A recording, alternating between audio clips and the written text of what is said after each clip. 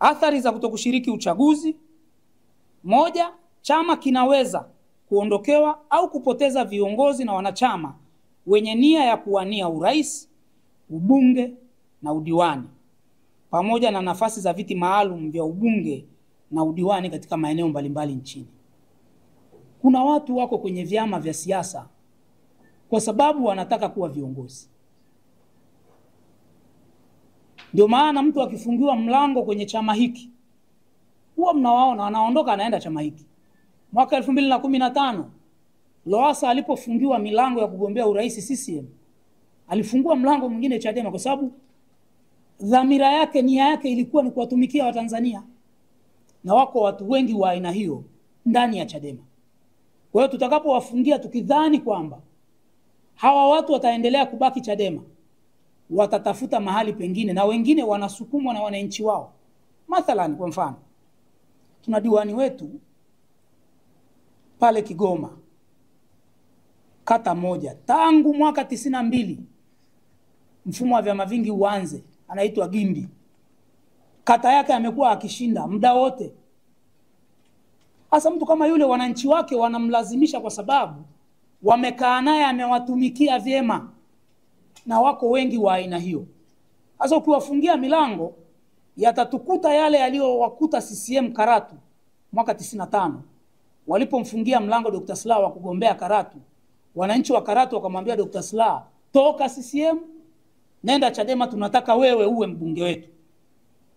Kwa hiyo tumekitahadharisha chama, hiyo hasara tuipime, tuone madhara yake, tusije kujuta. Majuto ni mjukuu.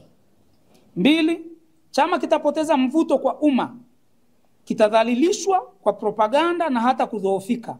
Hadi sasa chama kimejikita katika vipande viwili vinavyosigana kuhusu jambo hili. Ikitokea tukishindwa kushiriki uchaguzi, mkatiko huu utakuwa ni wawazi na athari zake zitakuwa mbaya zaidi.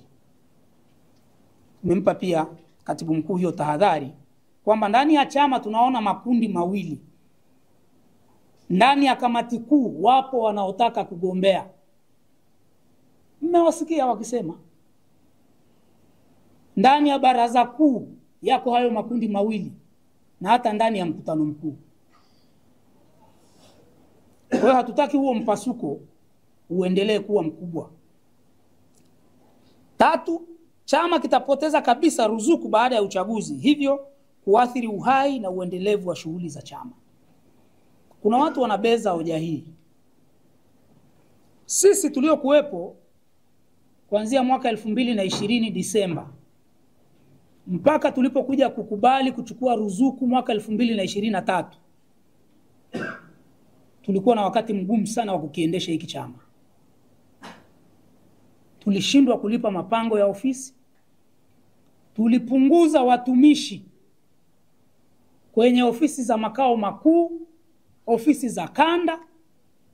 Fikiria kanda, tulifika mahali tukaagiza wabaki watu 3, katibu wa kanda, afisa mmoja na mlinzi. Tuna kanda 10. Ukiacha watu 3, hao ni watu 30 wa kuwalipa kila mwezi. Tulipopokea ruzuku angalau tumeweza kuendelea kuwa maintain. Lakini wako wanaobeza, chama sio kwa ajili ya ruzuku. Sawa, tunakiendeshaje? Kampeni yetu ya tone tone mpaka sasa imefikisha shilingi ngapi? Viongozi hawasemi kwa sababu hawana cha kusema.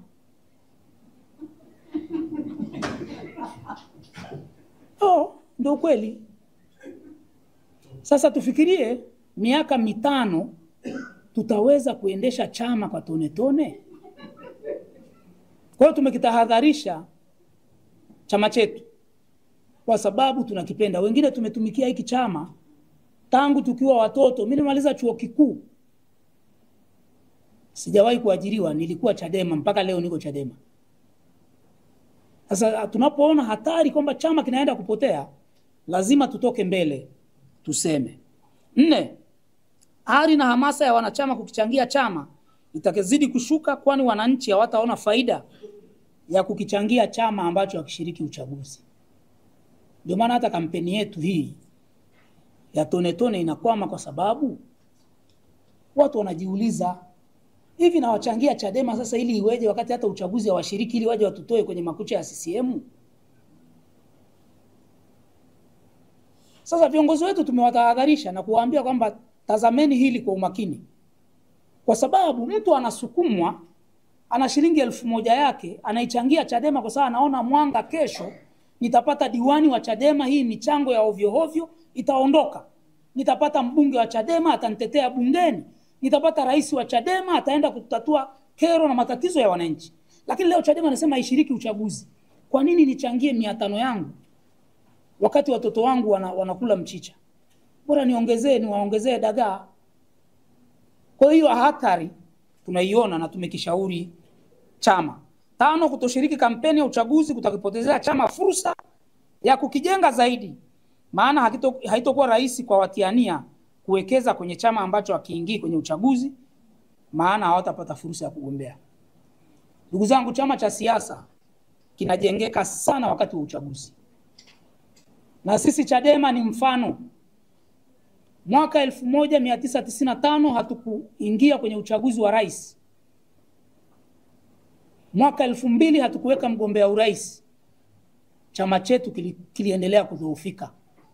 Chama hiki kimeanza kukua baada ya mwaka 2005 tulipoamua kuweka mgombea urais Mheshimiwa Freeman Mbowe, akazunguka nchi nzima, tukatumia helikopta. Chama hiki kikaanza kunyanyuka, na tangu wakati huo hakijawahi kurudi nyuma, pamoja na madhila ya mwaka 2020 ambao chama kilishatangaza haukuwa uchaguzi bali uchafuzi. Kwa hiyo tumewatahadharisha viongozi wetu watumie fursa ya kampeni kuendelea kukijenga chama, kuimarisha wanachama na kupigania mabadiliko kwa taifa letu. 6, kwa ujumla, kutoshiriki uchaguzi kutasababisha chama kupoteza uhusika na umuhimu wake kwa umma, relevance, hali inayoweza kufuatiwa na kuporomoka kisiasa na hatimaye kudhoofika kabisa. Hatutaki chama chetu kikawe dhoofu bin hali baada ya uchaguzi mkuu. Ndio maana tumeshauri chama kitumie fursa hii, na ni rahisi zaidi kuzuia uchaguzi ukiwa unashiriki kuliko ukiwa nje ya ulingo. Ushauri wetu, tujiandae kwa uchaguzi. Tumemtaka katibu mkuu na chama, kama nilivyosema awali, wajiandae kwa uchaguzi. Aidha, upo uwezekano wa kushinda uchaguzi wa 2025 na kutangazwa katika vikwazo vingi vya kikatiba, kisheria na utamaduni mbaya wa CCM wa kubaka demokrasia. Pamoja na hujuma na uonevu wote tuliofanywa katika chaguzi zilizopita, bado yapo madhaifu ya ndani ya kirasilimali na kimkakati yanayoweza kuondolewa, na hivyo kukifanya chama kiingie kwenye uchaguzi huu kikiwa na nguvu mpya na mikakati madhubuti ya kukabiliana na hujuma za CCM na serikali yake kwa kasi kubwa. Tukijipanga vizuri kimkakati, kushiriki uchaguzi kutatupatia fursa kubwa na nzuri zaidi ya kuzuia uchaguzi kirahisi kwenye vituo na maeneo mahususi yanayoelekewa kufanyiwa hujuma. Tunasisitiza kuwa ni ngumu na kwa kweli haiwezekani kuzuia uchaguzi huku tukiwa nje ya uchaguzi.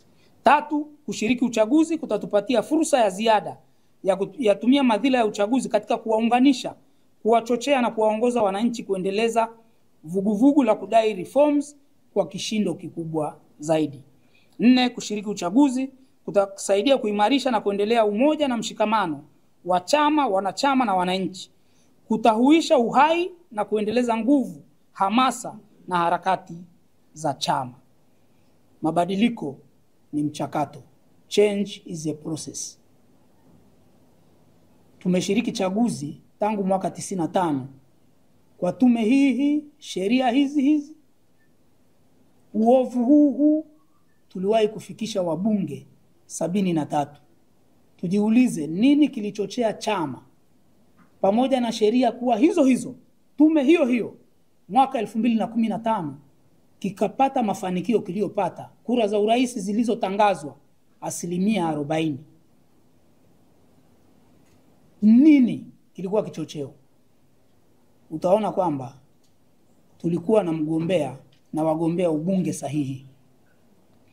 Tutumie vizuri fursa ya uchaguzi kwa kuweka wagombea sahihi, tutaweza kushinda uchaguzi. Hitimisho. Mheshimiwa Katibu Mkuu, tunaomba uzingatie kuwa tumetoa maoni na ushauri wetu huo baada ya ofisi yako kutualika kujadili ajenda ihusuyo hali ya siasa na mwenendo wa chama katika kudai uchaguzi huru zenye kuaminika. Kwa muhtasari wa maoni, ushauri wetu umejikita katika kuunga mkono madai ya reform, lakini wakati huo huo tukikisihi chama chetu kione haja ya kujiandaa na hatimaye kushiriki uchaguzi mkuu wa 2025 hata kama reforms hazitopatikana kwa wakati, kwamba kushiriki uchaguzi kutatuepusha na athari nyingi za muda mrefu za kudorora kwa chama, huku tukiwa pia na uwezekano wa kushinda au kuzuia uchaguzi kwenye maeneo au mazingira mahususi ya kiuchaguzi yatakayoelekea kufanyiwa uhuni, hujuma dhidi ya demokrasia. Tunaomba chama kiyazingatie, kiape kipaumbele katika tathmini na tafakari zake, na kifanyie kazi maoni na ushauri wetu huo kwa kina, kikiongozwa na fikra chanya, maslahi mapana na endelevu ya chama, pamoja na nafsi zilizojaa upendo, umoja na mshikamano wa wanachadema wote. Tunapenda kusisitiza kuwa maoni na ushauri wetu huo si wa kupinga msimamo wa chama, bali ni kupendekeza namna bora zaidi ya kuziendea reforms, huku tukilinda ustawi endelevu wa chama chenyewe chini ya imani kuwa change is a process. Sisi hatupingi msimamo wowote wa chama, na hapa nitawakumbusha. Chama kiliweka msimamo, baraza kuu liliweka msimamo tuingie kwenye maridhiano na CCM na serikali yake. Lakini kadiri tulivyoenda mbele, viongozi waandamizi waliongoza kundi la kupinga la kukiondoa chama kwenye maridhiano yale, na wakati huo chama kilisikiliza, kikaona mantiki ya hoja, hatimaye kilijiondoa kwenye maridhiano. Kwa sisi hatupingi, ila tunakishauri chama kitafakari upya. Maazimio ya vikao sio msahafu, yanaweza kubadilika. Wako wanaojenga hoja kushiriki uchaguzi ni kuwapeleka vijana wakamwage damu, kwamba tuna njaa ya damu. Wakati huo huo wakihamasisha tukazuie uchaguzi. Hivi damu itamwagika wakati gani zaidi? Wakati wa kushiriki uchaguzi au wakati wa mapambano na dola, polisi na majeshi yake, wakati wa kuzuia uchaguzi? Sasa wako wanaotaka kutuaminisha kwamba kuzuia uchaguzi hakutamwagika damu, wakati tunakwenda tunatangaza kupambana na dola na majeshi kuzuia uchaguzi ulioko kwa mujibu wa katiba, kitu ambacho hakijawahi kufanikiwa popote duniani. Watu wanapambana wakiwa ndani ya uchaguzi. Hadi tunaambia tukishiriki uchaguzi ni watu wanaotaka damu zikamwagike, lakini kuzuia uchaguzi kana kwamba hatutatumia watu wetu hawa kwenda kuzuia uchaguzi. Sasa hiyo itupe tafakuri ya kina, ni wakati gani damu itamwagika zaidi? Kama tunaweza kuepusha tone la damu ya Mtanzania kumwagika, viongozi tuna wajibu, that's our primary responsibility, ya kulinda uhai wa watu wetu. Hata sisi tunaotaka tugombee, tunataka kuepusha vijana wetu, ndugu zetu, kwenda kuumizwa wakati wa kuzuia uchaguzi. Kwa hiyo tumekitahadharisha chama kitafakari eneo hilo. Tunapenda ieleweke kuwa iwapo chama hakitakubaliana na maoni na ushauri wetu, basi tutaendelea kuheshimu msimamo na mwelekeo wa chama kwa uaminifu na mapenzi yetu yote. Tumeandika wale wanaojaribu kupotosha hawa ni waasi ni nini, commitment yetu ipo kwa maandishi iliyopeleka kwa katibu mkuu na tumesaini. Aidha, kwa kumalizia, tunafahamu sio wajibu wetu kutangaza, lakini kwa sababu tumekaa kwenye chama, tuna uzoefu, tuna connection. Tarehe 12 mwezi huu ni siku ambayo Tume ya Taifa ya Uchaguzi wanaenda kusaini kanuni za maadili kwa mujibu wa sheria ya uchaguzi wa rais, wa bunge na madiwani ya mwaka 2024 kifungu cha 162. Kinasemaje?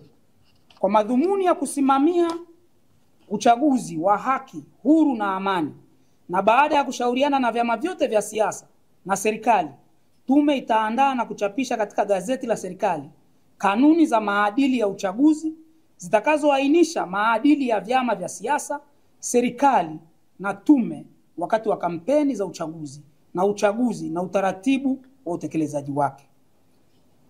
Kanuni za maadili ya uchaguzi zitasainiwa na a, kila chama cha siasa; b, kila mgombea kabla hajawasilisha fomu ya uteuzi; c, serikali; na d, tume, na zinapaswa kuzingatiwa na wahusika wote waliosaini. Mtu ambaye atakiuka masharti ya kanuni za maadili ya uchaguzi ataadhibiwa kwa mujibu wa kanuni hizo. Tarehe 12 vyama vinatakiwa vikasaini kanuni hizo. Na moja ya kitu ambacho kiko kwenye hizo kanuni, chama ambacho hakitasaini hizo kanuni hakitaruhusiwa kushiriki uchaguzi. Kwa hiyo tunawakumbusha na kuwasihi viongozi wetu, wakati tunaendelea na madai ya reforms, wasisahau kwenda kusaini hizo kanuni, kwa sababu ikitokea reform kidogo zimepatikana, hawajasaini kanuni, chama chetu hakitaweza kushiriki uchaguzi. Wasije wakatumia mwanya huu wakakimbia kwenda kusaini kanuni ili baadaye watugeuzie tena. Sio kwamba no election, hatuzuii uchaguzi, bali kanuni zimeshatutoa nje ya uchaguzi. Kwa hiyo tunawakumbusha mbele ya umma na mbele ya vyombo vya habari,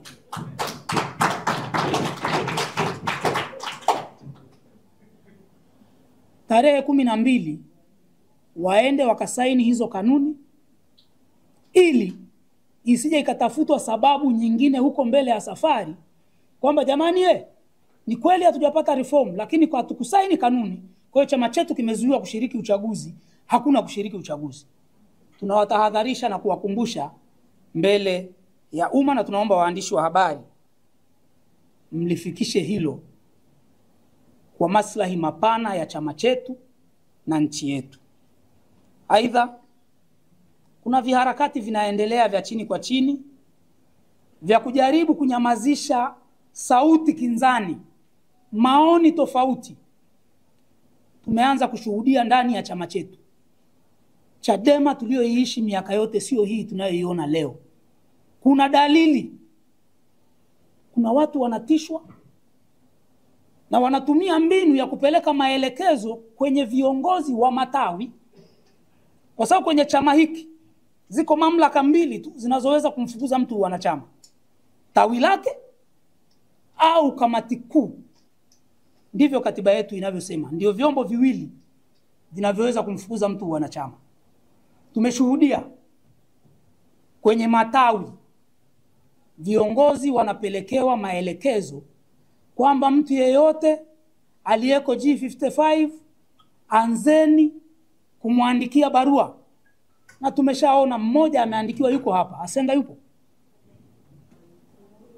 na yuko bwana Romanus aliyetangaza kugombea urais kupitia Chadema, na yeye ameshaandikiwa barua na tawi lake huko kwamba ajieleze. Tunakishauri chama chetu njia hiyo tunayotaka kuchukua kuipitia sasa sio njia sahihi. Tulipinga udikteta, tunaendelea kupinga udikteta ndani na nje ya chama.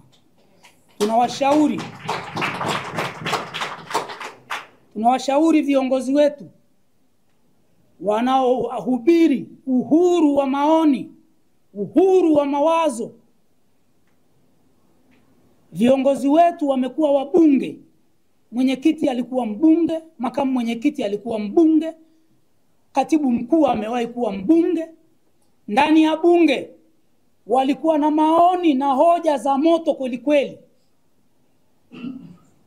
Walipotaka kuzuiwa na spika, kupewa adhabu, kutolewa nje ya bunge, tulisimama kama taifa kwamba maoni yao yasikilizwe, ushauri wao usikilizwe.